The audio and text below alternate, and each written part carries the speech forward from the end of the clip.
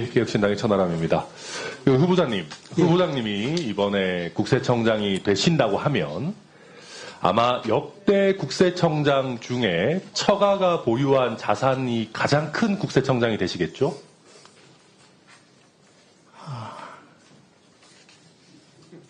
말씀해 주십시오.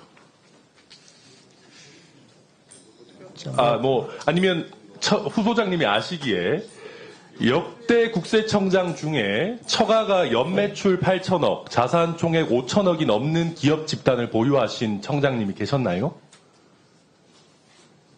제가 기억하는 범위 내에서는 못 들어본 것 같습니다. 계속해서 이슈가 나오는 사실 우리 대통령님의 처가보다도 우리 후보자님의 처가가 보유하고 계시는 자산 규모가 훨씬 크다, 그렇죠?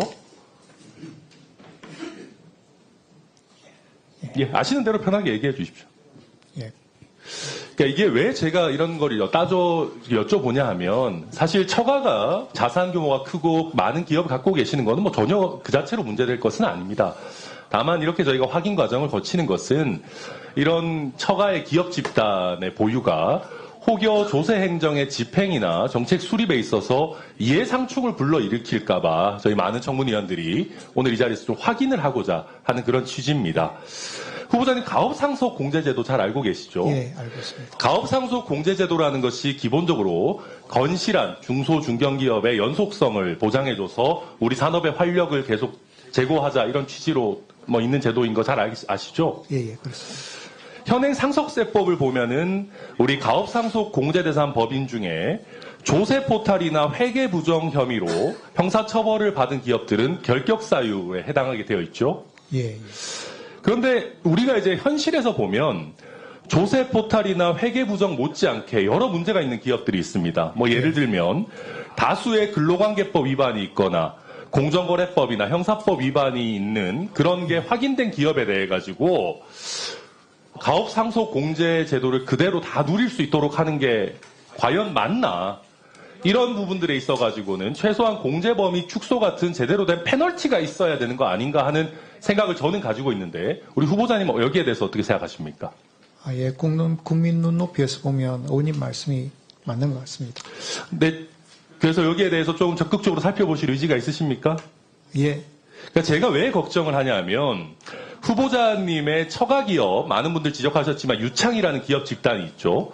거기에 제가 지금 자료들을 조금 보다 보니까 굉장히 참 일하는 노동자분들이 힘든 기업인 것 같습니다. 제가 보니까요.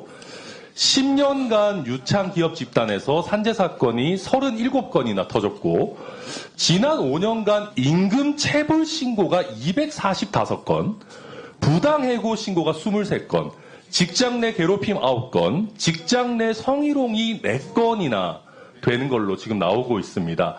이런 식으로 다수의 근로관계법 위반이 있는 이 기업 집단에 대해 가지고 지금 가업 상속 공제를 제공하는 것이 적합하다고 생각하십니까? 예, 의원님. 제가 직접 경영에 관여 그런 건 없지만 어쨌든 송구스럽습니다. 이게 왜 제가 여쭤보냐면 지금 유창 ENC 같은 경우에 가업 상속 공제 대상이 될 수 있을 만한 회사입니다. 후보자님 알고 계시죠?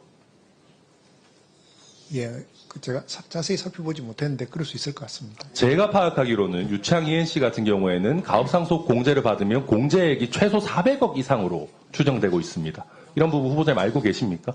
제가 따져보지는 못했습니다, 의원님. 그래서 지금 비록 처가의 회사 집단이긴 하지만 굉장히 여러 문제들이 제기되고 있는 만큼 이런 부분에 있어서 처가에 문제가 생긴다라는 마음이 아니라 정말 이해상충 우려 없이 불편부당하게 제대로 정책을 수립해 주시길 다시 한번 부탁드리겠습니다. 예. 그리고 또 한 가지 이제 한번 살펴봐야 되는 부분이 있는데요. 지금 쪼개기 입찰 참여 부분입니다. 지금 유창 기업 일가에 속하는 두 회사를 보니까 유창 ENC랑 송천 ENC라는 데가 있는데요. 사실상 경영진도 동일하고 거의 동일인 후보자 처가에 여러분들이 지배하는 사실상 거의 가족 회사라고 보여집니다. 지난 5년간 이 두 회사가 총 40개의 나라장터 조달 사업에 중복으로 참여했습니다. 그중에 이 두 회사만 투차를 한 사업도 10개나 되고 계약 규모가 239억 규모나 됩니다. 이거 후보자 알고 계셨습니까? 전혀 모르고 있습니다. 그리고 40개 사업 중에 유창 ENC가 낙찰받은 사업이 28개고 이게 체결 규모가 845억이나 되고요. 송천 ENC가 낙찰받은 사업이 7개고 이것도 143억 규모입니다. 알고 계셨습니까? 모르고 있습니다. 우리 후보자께서 국회의 인사청문 요청 사유서 보면은 가격 담합 등 시장 질서 교란 행위, 불공정 탈세 행위에 대해서 엄단하겠다라고 쓰셨죠? 예, 그런 것 같습니다. 예. 이거 지금 유창 ENC랑 송천 ENC가 하고 있는 게 정확하게 입찰 담합 아닙니까? 지금 사실상 동일 회사인 가족회사가 한 조달건에 함께 참여한 것이 인정돼서 공정위에서 가징금을 받거나 심지어 사업체 운영자들이 입찰 방해죄로 금고 이상의 형을 받은 사례들이 복수로 존재하거든요. 이런 부분들 문제 있다고 후보자 느끼시지 않으십니까?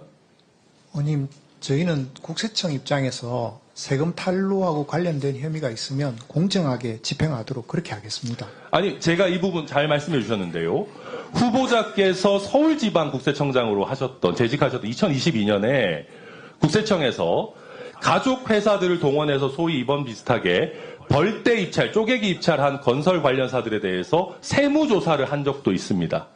그 벌떼 입찰을 했던 세무조사 사례랑 지금 이 후보자의 처가 회사들이 벌이고 있는 이런 입찰 행태가 본질적으로 차이가 있다고 보십니까? 의원님, 지금 의원님 지적하신 내용에 대해서 사실은 제가 전혀 파악을 못하고 있기 때문에 이렇게 뭐라고 말씀드리지를 못하겠습니다. 근데 이제 계속 모른다고만 하실 것이 아니라 이런 부분에 대해서 정말 예상치 우려 없이 제대로 대응하실 수 있는지 저희가 계속해서 따져보도록 하겠습니다. 예.